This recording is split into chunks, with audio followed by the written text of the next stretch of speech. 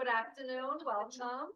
I'm glad to see all these conversations, but I wanted to sort of center our wonderful researchers from Chile. So I think you don't need introductions. We all know each other by now. But I'm absolutely thrilled to have Florencia Herrera and Andrea Rojas here with us today. And I think many of you know that expanding the reach of the Lilly Institute beyond the borders of the United States has been something that I've been deeply passionate. And it's so wonderful that Florence and Andrea and their colleagues actually found us through the internet and reached out to Miriam and National Research Center for Parents with Disabilities. And now we are doing research together. They've come here to attend the Carrie Buck Distinguished Lecture, to meet all of you.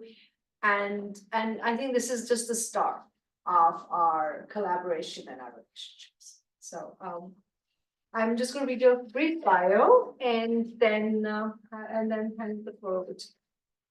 So Florencia holds a degree in sociology from Catholic University of Chile and has a PhD in social and cultural anthropology from the University of Barcelona. She is an associate professor of the School of Sociology at Diego Portales University and a mother with a visual disability. Her research focuses on parenting and its non-conventional aspects, such as same-sex parenting, assisted reproduction, and adoption. She is currently the director of the Millennial Nucleus on Disability and Citizenship and the principal researcher of the Fondesit regular project DISPAR titled Reproductive Processes and Parenting Experiences of People with Disabilities. And her colleague, Andrea, is an occupational therapist from the University of Chile and holds a master's degree in social research methods from University Diego Portales. Since 2014, she has systematically taught courses on autonomy and independent living in various postgraduate programs at the University of Chile. In addition, Andrea worked for 8 years at the National Disability Service, where she created the Transition to Independent Living program. So I want to offer a really warm welcome to both of you and from all of us. So thank you.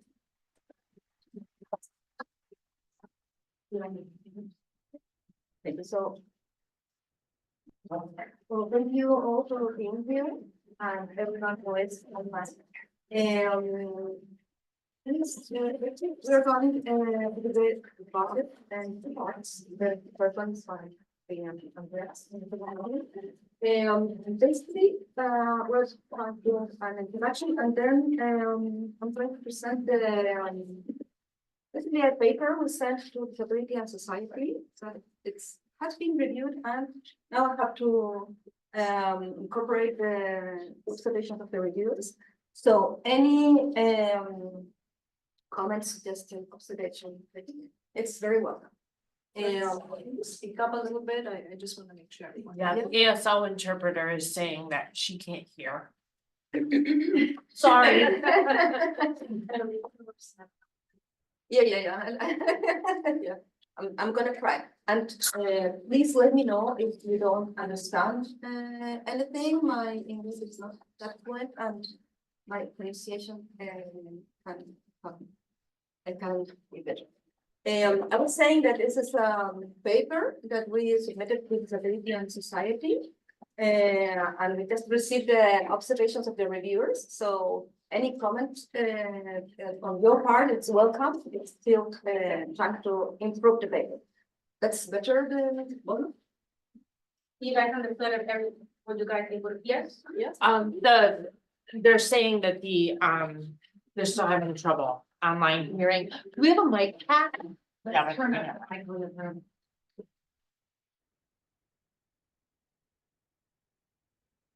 Can we move that mic to the is that a mic or no? That's camera.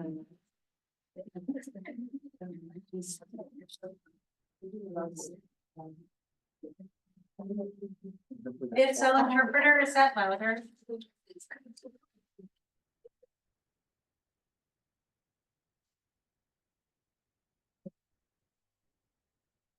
ahead, Lorenzo.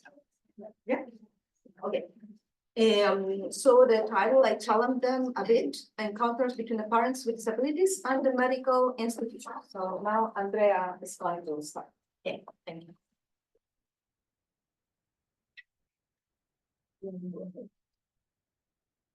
Oh, sorry. I'm trying to pass from the Zoom and it's not right.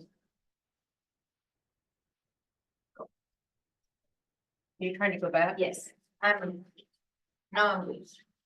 First of all, DISCA nucleus is the abbreviation for Millennium Nucleus Studies on Disability and Citizenship. This is our center. It's an interdisciplinary research center focused on studying the processes and mechanisms through which persons with disability become citizens in Chile. Currently, we are working on 4 lines of research: political participation, sexuality and reproduction, access to healthcare, and inclusive and participatory disability research. I'm putting the clock because, okay. We are a group of around 50 individuals with at least 15 identifying as people with disability, including researchers, students, and collaborators. And also, we have a board of 7 experts by experience who review and advise on our work. In this board are activists, but also our research and students. There's a mixed kind of board. And in this lecture, we are going to analyze small stories in which disabled parents describe their interaction with the medical institution in the context of caring for their children. And we use the notion of medical institution to encompass the encounters of people with disabilities with the different actors, spaces, and devices that make up the sphere of healthcare. And this research team includes, besides Florencia and me, Irene Salvo, Luis Campo, and Camila Peralta. To give you a Chilean context, according with the data from the latest National Disability Survey of the year 2022, 17.6% of the Chilean adult population has disability. Okay? And this population exhibits higher poverty rates, lower incomes, lower employment rates, and lower educational levels compared to people without disability. And using the same data from that survey, we were able to estimate how many people with disability in the country have children. This data really had to be constructed because the survey does not directly ask whether people have or not children. However, it does identify all household members and indicates each individual relationship with the head of the household. With this information, we were able to identify people with disability who live with their children in the same house. So we estimate that 47.8% of people with disability in Chile are mothers or fathers living with their children. And this is very similar to the population without disability, that is 46%. It's even lower in percentage. And it's crucial to note that this is within a universe of approximately 15 million adults in Chile. So within this universe is an estimate of 1.2 million of adults with disability who live with their children. Yeah, thank you. And within this 1.2 million, 31% are men and 68% are women. And more than half of these mothers and fathers have children under 25 years old. Okay, so are giving care actively. This is the national context. And in an international context, we know that research and access to healthcare shows that people with disability face particular barriers, and that barriers are additional and different from those barriers experienced by people without disabilities or other marginalized populations. And the barriers may be communicational, like lack of accessible information, attitudinal, like negative attitudes or on the part of health personnel, or lack of willingness to make accommodations, or to infrastructure, like exam tables, parking, bathrooms, elevators. And the training of the health professionals tends not to question the biomedical model of disability. Now, this meaning that patients are treated on the basis of deficits related to a supposed normal or standard patient. Okay? And as a result, they receive care that is incomplete and unsuited to their needs, to the treatment of their state of health. And in Chile, 39.7% of people with disability perceive barriers to the use of health therapies. And this is a data from 2022. And related to access to parenthood, also international context, people with disability often are viewed as infantile, asexual, and non-reproductive. Because they have a disability, their ability to care for and raise a child is called into question. And the denial of motherhood and fatherhood is based on two principal arguments: questioning their parenting abilities, but also eugenic discourses that assume that people with disabilities will have disabled children, and this will be a burden to society. And in the context of health and reproduction, research has shown that health professionals see women with disabilities as dependent, passive, and victims. If sexuality and reproduction are discussed, it is to emphasize the risk of pregnancy or abuse or health problems. Disabled women are not offered information about contraception. Sometimes sterilization is suggested as a family planning method. And if pregnant, a proportion of them are offered a termination. And finally, women who become pregnant are labeled as irresponsible. And here are two quotes from midwives that are from our recent fieldwork, which reflect the above. So I'm going to read the first one. It said, of course, sometimes people say, why will they need contraception if they won't have a partner? How will they have a sexual life? The reality is that especially individuals with cognitive disabilities may have an exacerbated libido, and it can be quite stimulating.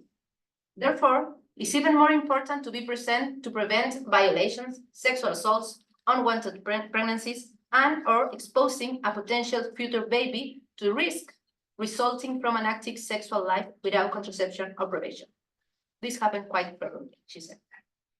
So, first of all, we see the asexual and non-reproductive point of view. Then we see a bias, a common bias about the exacerbated libido. And finally, there's an emphasis on all the risk for the potential baby. And it's quite impressive that the contraception is present like to prevent violations and sexual assaults. Nothing. No tiene nada que ver. Thank you. And the second quote is from another midwife, and it said, it happens to me that while in the consultation room, a mother comes in with her daughter. They sit there in person, and the reason for the visit is like, I become to sterilize my daughter. And she sits down and tells me. And to make matters worse, she's like, I was told that you deal with these issues, so I've come to sterilize my daughter here. So the problem is the same, but you can see that the point of view of the midwife is different, because she's saying that to make matters worse, no, she's noticed that this point of view of the mother is not right and is not recognize the rights of the woman, the pregnant woman. Yeah. Yeah, okay, that's Not my turn now. Is it okay? Is it interpreter is listening? Okay. Yes. Yeah. Great. So I'm going to present now the more specific research this paper I was talking about. This is based on ongoing qualitative and narrative research we are conducting in Chile. Part of the fieldwork are the interviews, the narrative interviews we've conducted with disabled mothers and fathers. We have now 38 interviews. The sample is really very diverse, like different educational levels, different ages. The common aspect is all the interviewees have children that are below 18 years old. But also there are people with different impairments. we analyze, we use for this paper in particular the technique of small stories. So I'm going to present only 4 stories, and it's going to be long, so prepare yourselves. But this story we selected to analyze really more profoundly are very representative of the kind of stories that arise in the interviews. The participation in the study obviously was informed, voluntary, and confidential. We will use pseudonyms, and we take a lot of measures to make it also accessible. We have interviews with that LS. I don't know how to say that vocal in Spanish. The Chilean. No, not the H. It's the Chilean sign language. You are very familiar with the ASL. We have our word also.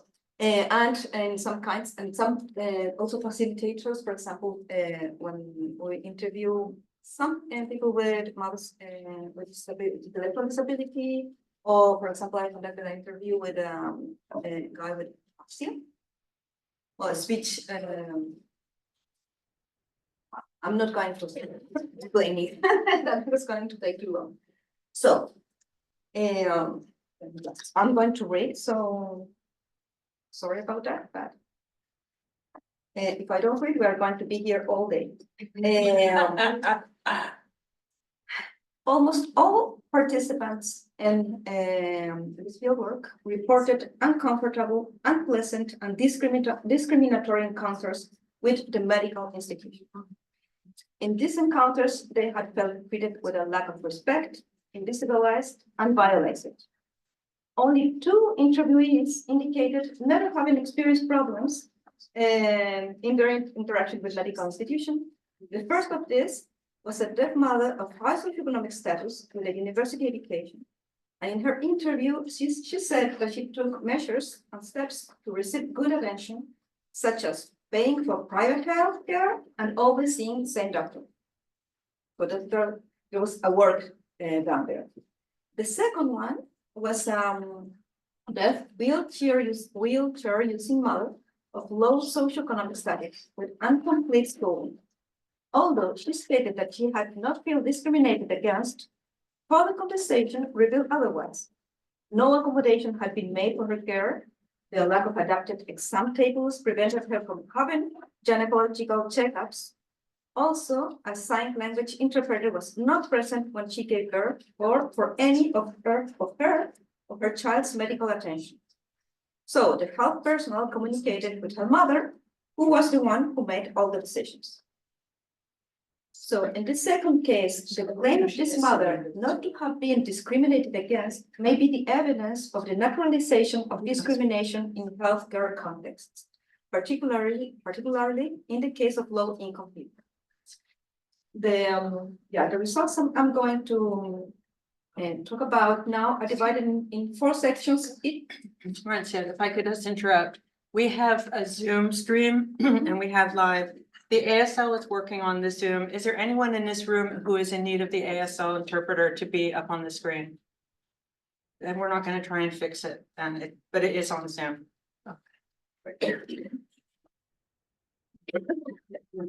I continue? Yes, thank you. So it's each section is organized around the analysis of one small story in which 4 participants relate encounters or clashes with actors who form part of what we call the medical institution. The first one is Carolina. In this first story, Carolina, and this is very similar to a story that Robin was telling yesterday. Carolina, a mother with a physical disability, describes a scene in which she was pregnant and in hospital. The action takes place in a room in a public hospital in a regional capital in Chile. Carolina's disability is visible. Her body differs from the standard expected body of a pregnant woman. So I'm going to read this quote. On one of the occasions, I was hospitalized. Before having my daughter, a doctor arrived with his students. Well, first, there was his student doing practical experience. She was a medical student. She arrived before the doctor. She was part of the team of the doctor, the gynecologist who saw me. She arrived and said lovely things. She congratulated me. She reassured me that everything was going to be fine, that I was a great woman for facing a pregnancy in my condition. She gave me a lot of encouragement, and out of nowhere, that doctor arrives. He stares at me like this, because he arrived with several kids, well, with several students, and he stares at me and shakes his head like, no. Like that, and he said to me, well, then the shouting started. But how is it possible that you, in your condition, look at you? How could you think of being a mother? I don't know. Your daughter is not going to live here with you because as soon as she's born, I will see to that. And he gave me his full name. That, well, names are very important. No? She doesn't give the names of the doctor, but in Chile you can't tell usually about the name of someone which social class he belongs. So it's a full name, it's a long name, it's like, oh, that's also this white male doctor. Your daughter is not going to live here with you because look at you, you can't even change or take care of yourself, or you can't even change your diaper yourself, something like that. And you're going to take care of a child. And that was my first panic attack. In this scene, there's a very abrupt shift from the admiration and congratulations by the female student who is in her process of socialization of at the medical institution to the disqualification and ill treatment by the male doctor fully positioned in the medical institution. In her interview, Carolina relates that her pregnancy was unplanned. When she found out that she was pregnant, it was too late to have an abortion. At the time, she felt that having a child as a woman with a disability was a crazy thing to do. And that getting pregnant was yet another failure in her life. Carolina had internalized the notions about disability prevailing in her environment. The scene with the doctor is even more violent because it represents a discourse to which Carolina has been exposed since she was a child. It is a very prevalent discourse in the medical sphere. People with disabilities are viewed as infantile, asexual, and non-reproductive. Because they have a disability, their ability to care and to raise a child is called into question.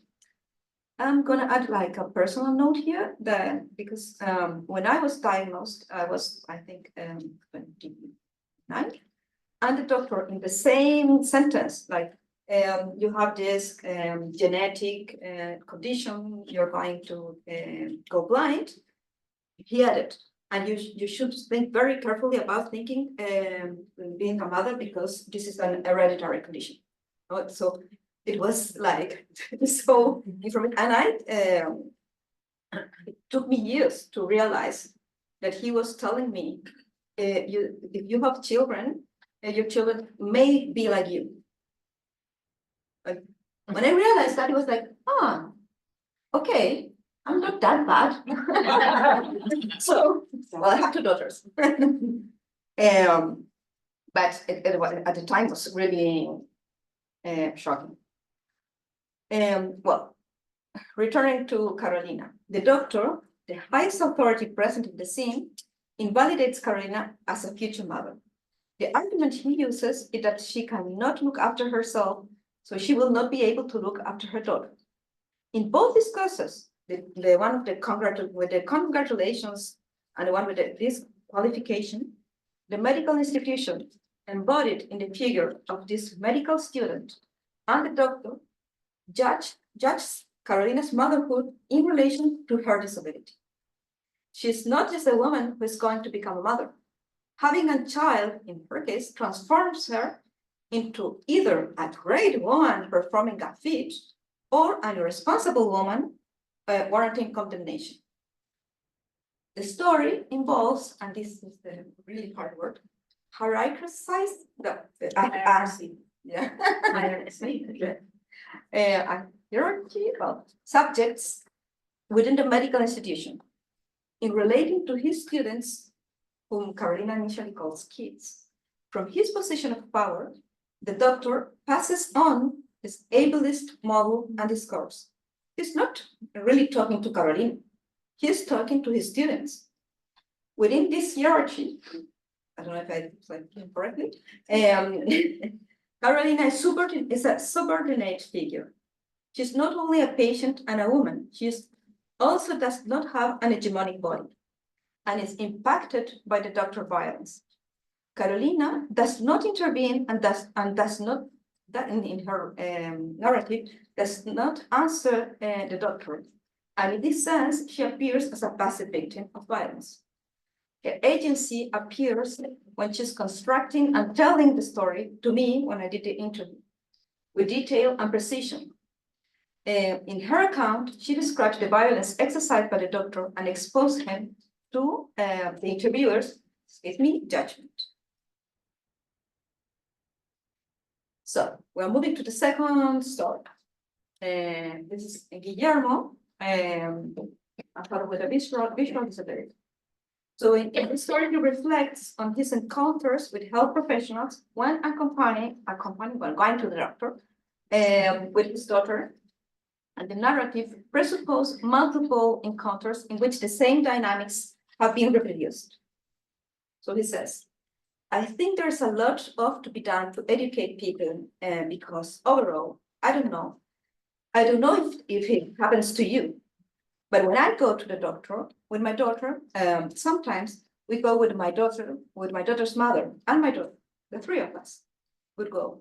They never talk to me. They talk to the other person. They may be saying something to do with me, but they talk to the other person. So it's very strange. It's like they take very little notice of you. And you have to raise your voice and say, I'm here. So they pay attention to you. It's very strange because it's like they assume, it seems that many people assume that you are blind, so you're stupid. I don't know, or that you are deaf, because they talk to you louder. For me, sometimes the situation used to complicate me. It complicates me because I felt a little bit like I was being invalidated in front of my daughter. Yeah, that's the end of the story. Guillermo does not relate a specific experience, but an abstract experience that has been repeated over time. He appeals to me, the interviewer, who also has a visual disability. Well, I don't know if it happens to you, implying that this is a common experience for blind people. Yes, it is. In this account, the medical institution invisibilizes the disabled father. Even when referring to him, the doctor addresses the mother, and if he were not, as if he is not present. Unlike the case of Carolina, I think this is important, who is violently questioned, the offense here consists in the non-recognition and the absence of interaction, as if Guillermo isn't even there. So the medical institution, and I like this idea that arises from this fieldwork, like actively ignores the disabled father. It's an active ignorance. Guillermo attributes this invisibilization to a lack of education, or in other words, that the health personnel do not know how to treat people with disabilities. In the interview, he asserts that I do not associate this expression of discrimination with bad people, but with ignorance and lack of education. In speaking of ignorance and lack of education, Guillermo kind of frees these professionals of responsibility. They're not doing it on purpose. It's like. However, he also recognized that they are indeed harming him through a twofold invalidation, as a person and as a father in front of his daughter. At the same time, he takes self-responsibility as a person with a disability, assuming that he should be able to read situations according to the good intentions of the professionals, not the harm inflicted, and he should help to educate them on how to deal with people with a visual disability. Well, exhausting. Guillermo finds it strange they do not talk directly to him. This may be because he's a man and he has a degenerative disease. Before he lost his type, he was in a privileged position, a man and a professional. In any case, he is in a context of pediatric care where fathers are usually secondary actors. Guillermo notes that he is treated as if he were stupid or deaf. That is his word. In his account, this comparison serves to highlight injustice or ill treatment to which he is subjected. He does not receive the treatment that would be given to any other person, nor does he receive the appropriate accommodations for a blind person. Blindness is equated with other impairments that, in his eyes, in the hierarchy, I get that word, of disabilities, are more stigmatized. Therefore, the discredit increases. The doctor does not recognize Guillermo as a person, he alienates him as a subject by seeing only his limitations. Unlike the scene narrated by Carolina, Guillermo's stories include a strategy through which he seeks to resist the treatment received from the medical institution. To counteract the invisibilization and despersonalization, Guillermo makes an extra effort. And he says, you have to raise your voice and say, I'm here, so they pay attention to you. He has to make himself noticed more strongly for the doctor to consider him as a valid interlocutor. That word even exists. I know it exists in Spanish. This also means providing that he's not stupid or deaf. By raising his voice, he's demanding that the medical institutions recognize him.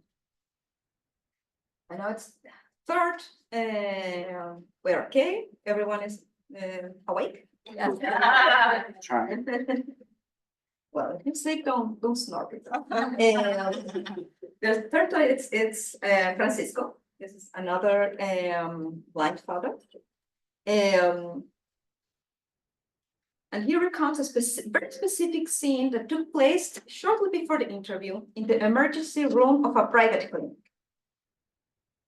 He says, in general, people don't know how to act. Let's say, I have a difficult story. Ignacio, his son, had a very, very bad stomach ache, and we had to take him to the emergency room. My wife left me in the room where they do the admissions to the clinic, and I assume she went in the car to the parking lot. No, so that's why she left him there. And the person who received me, well, I was with Ignacio in my arms, screaming with pain, with a cane in my hand.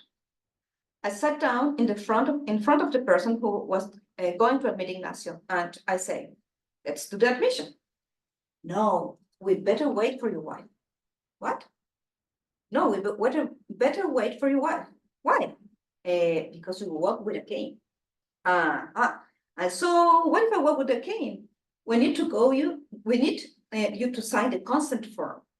I can sign. I have no problem. Well, to make the story short, a more or less important argument broke out.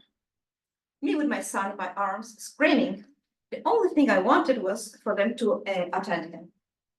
They were holding up attention for him because, according to the person who attended me, I could not sign. To which, after I got a bit more stroppy, we had a lot of discussion about the translation of the stroppy part. A little bit more like angry, and I'm not going to move from here. Yeah, it was upset. It was pesado in Spanish.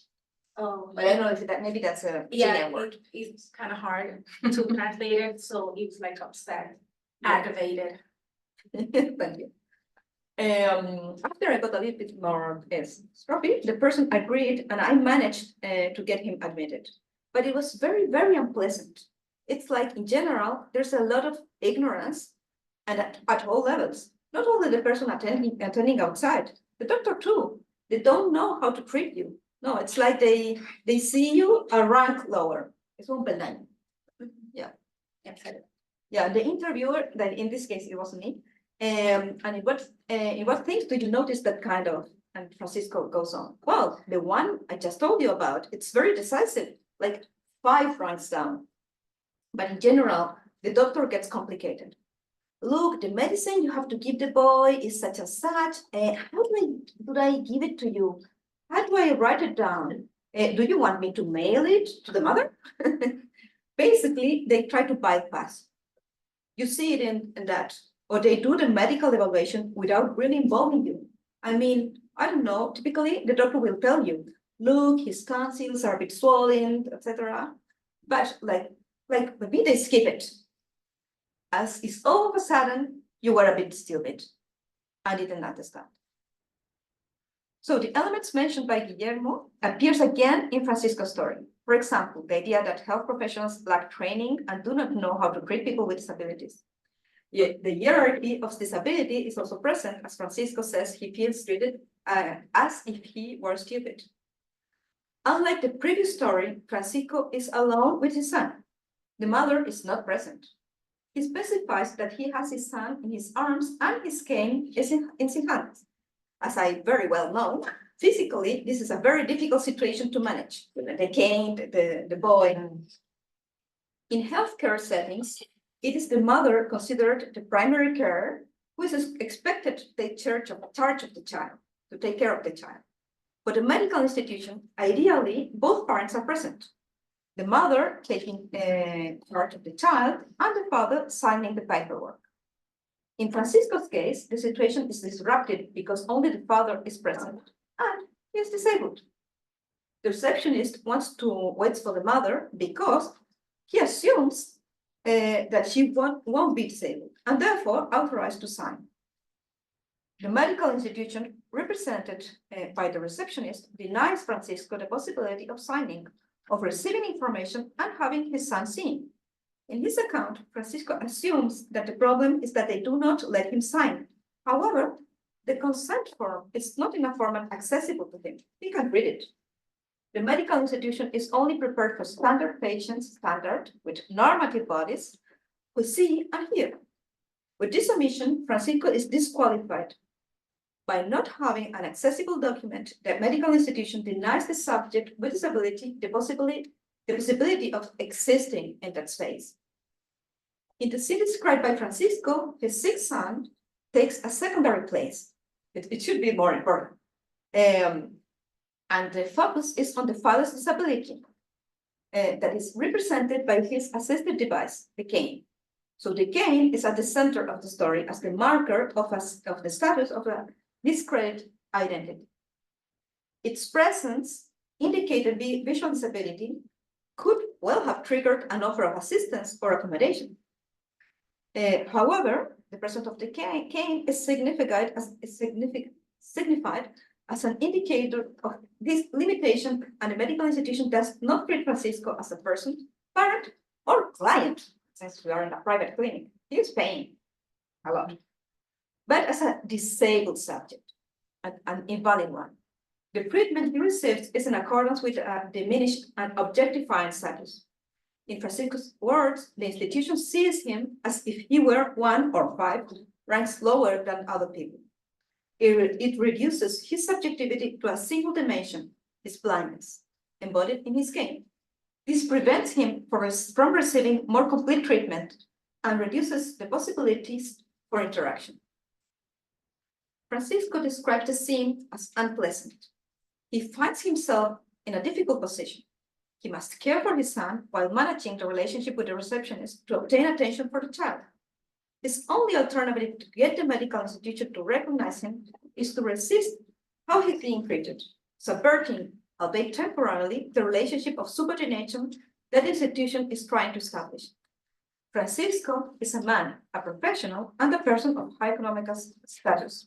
And he uses this position to confront the medical institution and demand to be allowed to sign.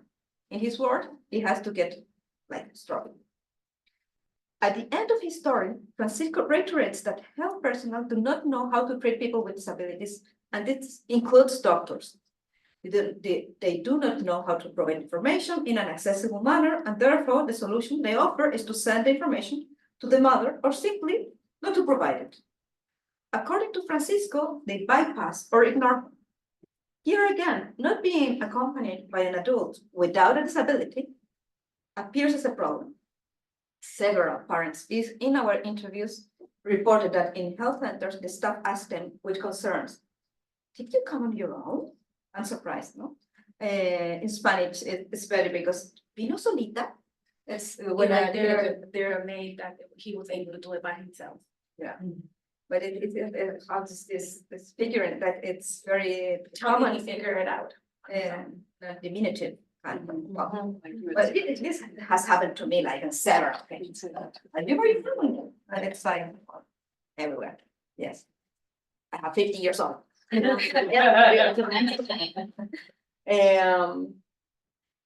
So, this is the last story, so. Karen's a deaf mother. And has two sons, and she's married with the hearing father with her children. And her two children also are, well, aren't deaf. She narrates a specific scene in a preventive health checkup for her son. It is not clear if she was taking him to a checkup under the regular public system of mother-child support, children public health system, or if the checkup was because of her deafness that alerted the system by classifying the boy as being at possible risk because of being the child of a deaf mother. The interview was conducted with the support of a Chilean sign language interpreter that was chosen by Carmen.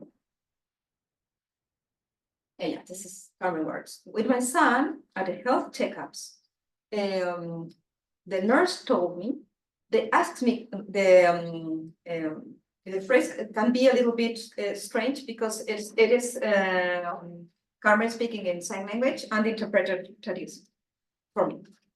Translating. With my son at the health checkups, the nurse told me, they asked me questions like about language, for example, with my son. Then she said to him, hey, tell me your name. They said to my son, and my son made his sign. And he did not say his name, but he made his sign. And the nurse said, but speak. And I said, no, he told you his name. He said it. He said his personal sign, his nickname. The nurse, no, but don't do it with signs, speaking to the boy. Say it by talking. I want you to talk. So, this is Carmen speaking. It was like she was telling me off really. And I said to her, no, but he's fine. It's not that he's bad. The nurse, she sort of started to get angry or frustrated. And then she asked him, tell me, who's the mother? Who's the father? The son said, my mom said, my mom, he made the sign. I don't know the sign. Yeah, oh, yeah, with the Chilean sign language interpreter. So he said, my mom.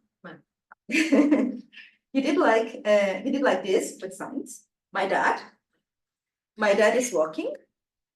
I was walking. Sorry. and the nurse said, what did he say? And then Carmen says to the nurse, I don't know. You can't communicate with him. Then she got angry. The truth is that sometimes I kind of challenge them a little. And then I give them the information and tell them, yes, he said that. It is the same thing he can say with his voice. He said, that is working in sign language. And the nurse says, yes, but he has to learn to speak. And Carmen says to me, no, I can't force him to speak. It's his process. If his dad is hearing and his mom is deaf, it's part of his development. My son has never had any language problem. He speaks very well. The interpreter knows my son. I thought it was very sad because Carmen here speaks to the interpreter. The interpreter knows my son as like thinking maybe I shouldn't believe her, no. And so I laughed. I said that, well, besides, what problem is he going to have? He's bilingual. I think it's like an advantage. And Carmen said, yes, it's just like that many people are very ignorant. They don't know about this topic. Sometimes it depressed me though.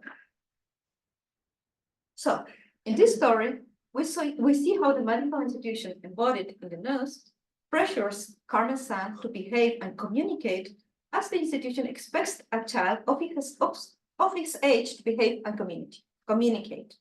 The child answers all the nurse's questions by the sign language. The nurse does not address Carmen, the mother, until the end of the checkup when she has no choice but to ask her what her son said. In contrast to previous stories, the child plays a more leading role in this story. The nurse insistently gives him instructions, which he follows, but fails to meet her expectations because he replies in a language she does not understand. According to Carmen, the nurse gets angry and frustrated and insists again with more complex questions, which the child again answers in signs. That is really logic. It would be like odd for the child that start speaking in by voice, knowing his mother wouldn't know what he was saying. In this interaction, where the child's development and therefore also the mother's performance are being assessed, Carmen feels she's being told off. The insistence with her son, without addressing her, positions her as an incapable mother who has not been able to teach her son to communicate correctly, as expected. It seems, and I think this is very interesting, I don't know if you agree, it seems that what is at stake in this scene from the standpoint of the medical institution is the kind of the propagation of disability to a new generation. The child is not showing himself able to do something, express himself orally, that he should be doing, and this inability is attributed to the mother's deafness. The nurse frustrations and anger seem to be directed at Carmen. Several participants in the study recounted scenes in which doctors told them they should not have children because they might pass on the condition, like I said in my case before. Carmen's story appears to be a version of the same concern. The threat is that a deaf mother will pass on her disability to her child. In the eyes of the medical institution, a normal, healthy, and hearing child is being socialized as a disabled child. So this is like, oh my God, very grave. It seems like a problem.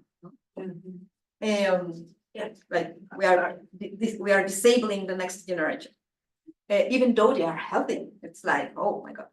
Here, the institution not only fails to provide a sign language interpreter, but also sees sign language communication itself as a deficit. Elsewhere in the interview, Carmen indicated that she does not lose hope of having a deaf child in the future.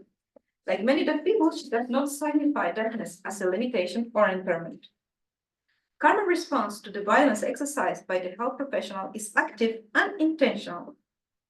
According to Angela Frederick, some disabled mothers develop confrontational resistance strategies. So Carmen here refuses to validate the health professional demands on her son.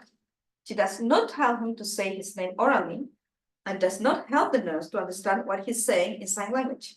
She strains the situation enough to make the situation uncomfortable, to challenge the medical institution a little, and force it to open up to a non-hegemonic reality, but not too much, so as not to prejudice her son.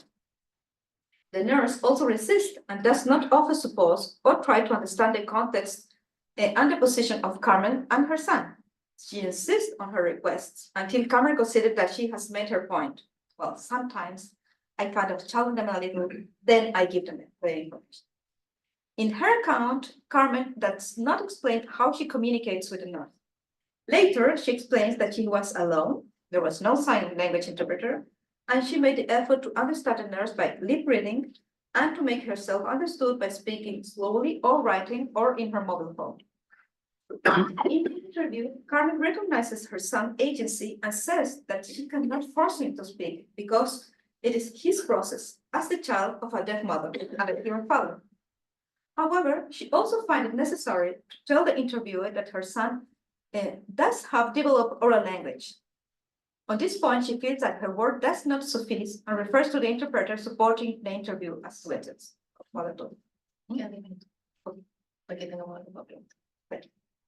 At the end of her story, Carmen evaluates the situation and, like Guillermo and Francisco, highlights the ignorance of her personnel. Later in the interview, she adds that she had decided to ignore the advice given to her by health services because they do not understand the daily reality as a deaf mother and do not take into account the adaptation she makes in the care of her children. Florencia, can we wrap it up in a couple of minutes so that we can have some questions? Yes, that's what Andrea is so. Yeah, in Spanish. Yeah, no, but now from the conclusions. The small story approach has enabled us, I hope, to analyze these false scenes in which parents recount uncomfortable and violent encounters with the medical institution in the context of the children's healthcare. Paradoxically, the children have a peripheral place in the stories. In the interaction with the medical institution, it is the mother or father's disability, represented in a different body, assisted device, or sign language, that is central. Disability, understood as a limitation and impairment, is all the medical institution sees. It assumes that the parents are lacking in capability without offering them support or accommodations. The experience of Carolina approaching the birth of her child, Guillermo accompanying his daughter to the doctor, Francisco taking his sick son to the emergency room, and Carmen in a health checkup for her son, show us that the medical institution invisibilizes and disempowers disabled parents, affecting the quality, and this is very important, affecting the quality of their children's health care. Our analysis indicates that the representatives of the medical institution avoid addressing disabled parents directly, and if they do, it is in a condescending, violent, or threatening manner. Gender expectation, which associate the feminine with childcare and raising, also influence how the medical institution relates with mothers and fathers. With mothers, suspicion and surveillance devices tend to be activated, particularly in the case of low-income mothers. Mothers are expected to be able to take care of their children, and this is called into question when they have disabilities. Fathers, on the other hand, are considered secondary actors in parenting and therefore tend to be ignored, assuming there's a mother who does not have a disability and will take charge. Parents with disabilities argue that health personnel are ignorant and do not know how to treat people with disabilities. In their eyes, ignorance explains, at least in part, the medical institution violent and invalidating treatment of them. Health personnel expect standard bodies and minds that are in line with their facilities and knowledge. When a mother or father deviates from this norm, or it's not like a normate, in the words of Karen Thompson, the medical institution becomes irritated because it becomes evident that the institution's hegemonic practices exclude an important part of the population.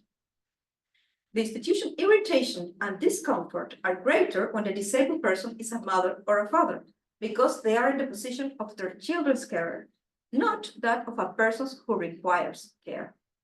This disconcerts the institution's actors, who consider people with disabilities as asexual and non-reproductive, and expect to see them in the position of the sick who require care. Thus, in the eyes of the medical institution, parents with disabilities are at fault because they do not conform to what is expected of them, in that they do not have standard bodies and minds, and as carers are in the position that does not correspond to them.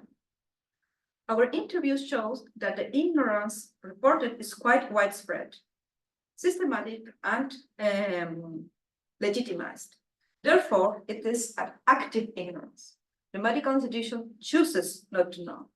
We did not find accounts in which health personnel approach disabled parents to offer them assistance or ask them if they require assistance. Yes, I'm going to skip this part. The stories provided samples of the additional efforts that parents with disabilities make in their encounters with the medical institution. In line with the literature reviewed, they must presuppose good intentions, deal with how others perceive their disability, try to adjust to this perception so as to not discomfort others, and seek to educate the institution personnel in a bid to have successful encounters in the future. In this sense, parents with disabilities develop resistance strategies to counteract stigma. In the stories analyzed, fathers have to raise their voices and get stroppy in order to be seen and recognized as valid interlocutors.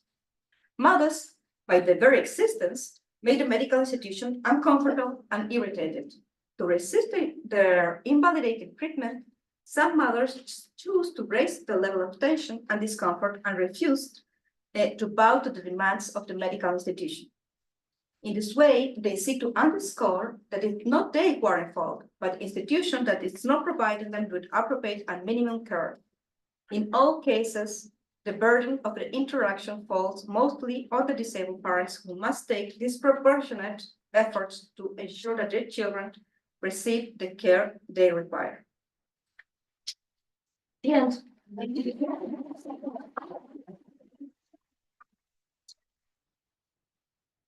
So we have a couple of minutes. Any questions? It's Nicole. This was lovely. I'm a qualitative researcher and I love seeing the link these stories. Love it. Particularly Carmen. I thought her situation was quite remarkable. In Chile, I know you have you have civil rights law protecting people with disabilities. I'm wondering if that law extends to parenting and what the level of knowledge is around that among, practitioners, among parents themselves, among the general public. In the US, everybody pretty much knows we have the Americans with Disabilities Act. The issue is sort of educating and seeing like this applies to parenting activities as well. Can you speak to that a little bit? Should I answer or should I wait? No, please. Yeah. Andrea, you can help. There are specific laws in Chile, nothing about parenting and disability, nothing. Because the data that are represented about these numbers about disabled persons being a mother or father are quite new. They didn't existed, so everyone is just assuming that we don't have to. Yeah. So it doesn't pass like the mind, No, I can be along with my two daughters and everyone is going to think I'm the, I don't know, auntie or something. Yep, I'm not the mother. And that appears a lot in the interviews also. And some mothers were really frustrated because of for example, the hospital not being the infrastructure appropriate. For example, the exam table too high. Sure. There were things, for example, that they can do in their house with their baby, but in the doctor appointment, they couldn't be independent because they couldn't like rise the child to the top, so they had to go with the mother. Yes, I was like, yes, Every time they're assuming, yeah, my mother is the mother, and I'm just like the poor little thing that couldn't be left home, absolutely. My experience entirely as a mother with a disability when I go to the when I go to my daughter's So doctor. we don't have actually a law that includes the parenting Mhm. team. And in general, we use, and the lawyers use the convention. Yeah, It's like, yes, it's important and it's well known, but it's so specific to these people with disability that in general, I mean, doctors and health personnel is not formed knowing this yes, background. yes, So yes. that is not well known. So unfortunately, we actually have to wrap it up because the interpreters have to leave and the classroom needs to be used. However, Nancy and Andrea, they're here, so maybe we can have a more informal conversation either in this classroom or upstairs. Okay. So, sorry about that, but thank you so, no, this is your.